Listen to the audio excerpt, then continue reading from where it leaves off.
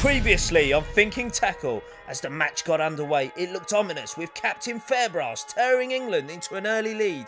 However, the 12 months of asylum in the German training camp had clearly made a difference as Deutschland came fighting back. A flurry of fish saw them hanging on England's coattails, but a rejuvenated Darryl Peck stepped it up a gear, producing a flurry of fish on zigs to push England further ahead. Oh, and how could we forget poor Dom Dove, the castaway in the beach swim with no fish in sight and left on his own. He found a new friend to keep him company until it ran away. Wilson! Poor little Dovey. With just a small margin separating the three lines in Germany, it looks like we're set for another great sporting contest between England and the Germans.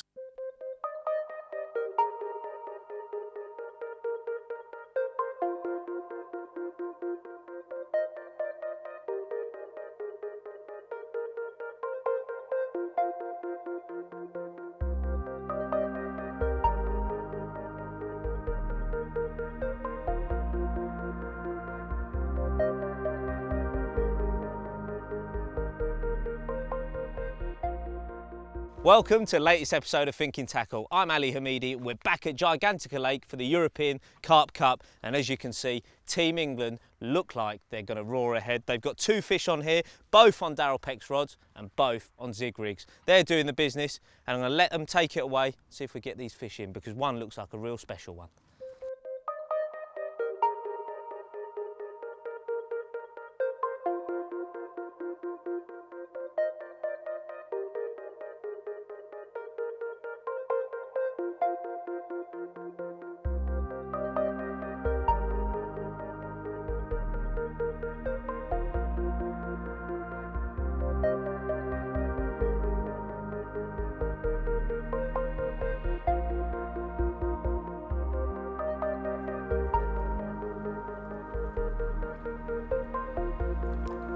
Got him! Come on, England!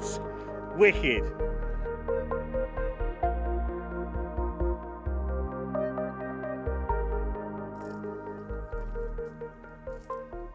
Calm, calm. Right, here we go, this one.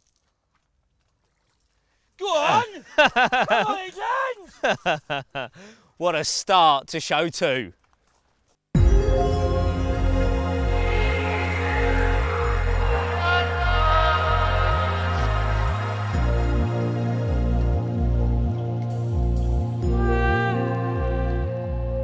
Well, if you wanted to see the fruits of fishing zig rigs, here's the evidence. Firstly, how big's your one, Darryl? 38 pounds. And then yours, young man? Well, it's not really mine, it's sort of his really, but 29 and a half, look at that, what a stunner. Now, if you look at the two of them, really distinctly different, aren't they? Yeah, they are, mate. They're totally different strains of fish. That's the nice thing about this place. You've got these scaly ones, which are getting big, and then you've got the brutes as well. Now, you said to me in the last show that the other guys not fishing the zigs could be their downfall. What do you have to say now? Don't get on the zig. Yeah, keep baiting up with the boilies. Get on the zigs indeed. Well, I'm going to let Darryl get his rods back out as England open up a commanding lead.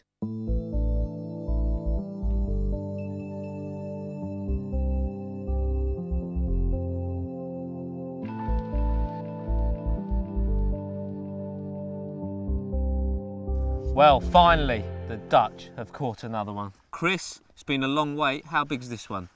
27 pounds. And a few ounces, And yeah? a few ounces, yeah. Okay, now the fish have been showing out in front of you for a few days now. Has it been difficult for you? Yeah, it was very difficult. I had to change tactics, but finally, there's the one. Yeah, the first one of a lot of more beautiful fishes of Gigantica. Great, great. Well, he's a happy angler. Who knows, maybe the Dutch might come back. Well, as we enter the fourth night, that man, Mr. Peck, is bent into another one. Darryl, how does it feel? It's good, mate. It feels like a good one. It feels like a good one. So the zig's doing the business once again, and it's just a matter of waiting because it takes a very long time on these light hook links, small hooks. You've just got to do it very gingerly and just draw them in and almost kid them into the net.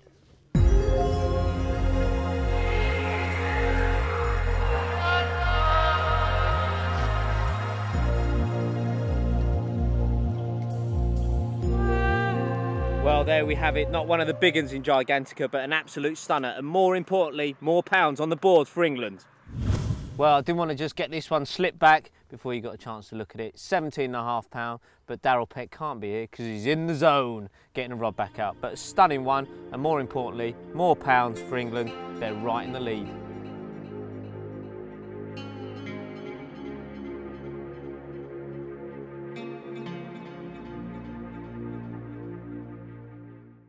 Well, what a start to day 5.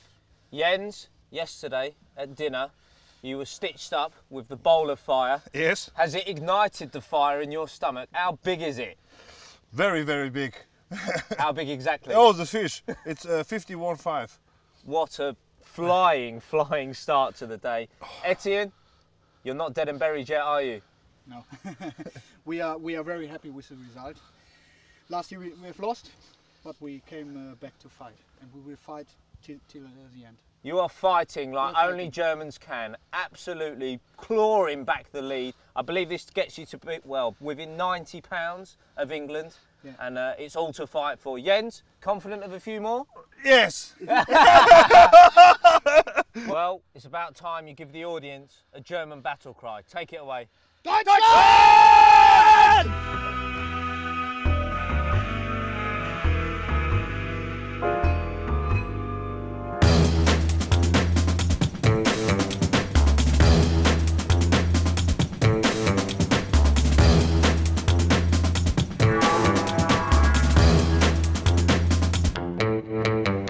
Well, after that amazing success, it would be rude not to talk to our German friend Jens about the rig you've been using, because if I'm not mistaken, you've made a few little tweaks to everyone else. Yes. Let's lift it up. It's a little gem and it's put the hook in a 51-pounder, so it's worth looking at. Right, first things first, the hook bait. Yes. It's a. You've tried to keep it secret, haven't you? it's a small pop-up. Yeah. 10 mil. And it smells a little bit bubble gum. Yeah, like bubble gum? Yeah, like okay. bubble gum. And this is a, it's a cell boilie. So you've chopped it down here, yeah? You've shaved the boilie down into like a little quadrant there. Why have you done this? The thinking behind that was to keep it. There's a lot of bait on the bottom now, and to keep this special bait a little bit forward. Okay, so make it stand out. Yeah. Okay, and also the shape is not a round one, yes. so a little bit different. Okay, so you've got quite a long hair there. Yes. And then I see the shrink tube liner style. Yes, I like it. Yeah, you like that? Yes, yes, the hook dries perfect in. Yeah, so better hook hold, yeah? Yes, yes. Okay, brilliant. And then the hook? It's a captor hook. Okay. Size 6 wide gap. All right, so not a huge hook. No. I don't like to use huge hooks. Yeah, so you don't come to France and think, right, I have to use a size 2 now because the fish are a bit bigger. No. All right, now this is the magic part. You've got a much shorter hook length than everyone else. Yeah. Well, that was the thinking behind all the tactic. Yeah. So I put the rods closer together last night. Okay. And try to use very, very short hook lengths. So nobody, but I think nobody at the moment is using this short hook lengths. Yeah, very, very important, because normally with boilies you would use longer hook lengths, yes. because the fish are moving around. Yes. But you've grouped your bait together, yes. drawing the fish in closer, and that's why you've used the shorter hook lengths, yes. because they are moving less. Yes, that was the idea. And you wanted to catch a big fat carp. Yes. Very, very good. So just on there, I see you've got a little bit of weight to hold it down. Yes. All right, and then moving down, I think this is the same lead system that Danny likes. So, yes. So you've stole something of him. Yes. Yeah. If you can't beat them, join them. Yes. Well, there you go. An awesome little rig. He's made some tweaks and it's produced the goods. We're now almost 6 days into the match. I've got 2 nights left to go, and it hasn't been happening out here for ages. The fish have stayed out in the middle of the lake. I caught a few at the very beginning. I've kept feeding that same area and it just hasn't happened. A lot of fish have moved down on the wind in front of Chris in Oblivion next door. So I'm going to do something that I don't normally do and spod. I'm actually going to put some hemp out with some boilies as well. So what I've done, if I can just show you here, I've used the juice from the hemp to soak the boilies as well. You can see the boilies appearing there. So they're sucking in all that juice from the hemp, because we've noticed the boilies are coming back smelling quite silty, which is the first time that's ever happened on here. So by putting a load of hemp juice into it means the smell of the silt isn't going to go in as quickly, and the fish absolutely love boilies soaked in hemp juice. So Basically, I've only got hemp and boilies in now. There's no pellets or anything else because I'm just going to bring the bream in. There's a risk I'm going to catch bream on this, but I'm not catching any carp. I haven't done for 4 or 5 days now, so it's worth the risk. It's getting close to the end of the match, and it'd be nice for us to get a few more fish. And then Tom, well, he's not caught anything at all, and fish are getting caught near here in Jens's swim, so Tom's going to put 10 kilos of boilies out today. You know, we're either going to win this match by 10 fish, you know, or we're going to end up losing it. So we're just going to take a risk, put that out. Darryl, on the other hand, has caught 1 fish this afternoon. He's going to put a couple of kilos of bait out and spread it all over his swim. He's fishing his rods really wide apart, and the fish are in that area. So rather than putting all his bait in one area and risking scaring the fish, he's spreading it over probably 2 acres, I would say, 1 boilie at a time. So those fish that are already there are hopefully going to stay there. So I'm probably going to put out 40 or 50 spodfuls, mainly hemp, with a few boilies mixed in amongst, and hopefully that's going to draw the fish in from the middle and perhaps back up the wind from in front of Chris's swim, and you never know, we might get a few bites on it.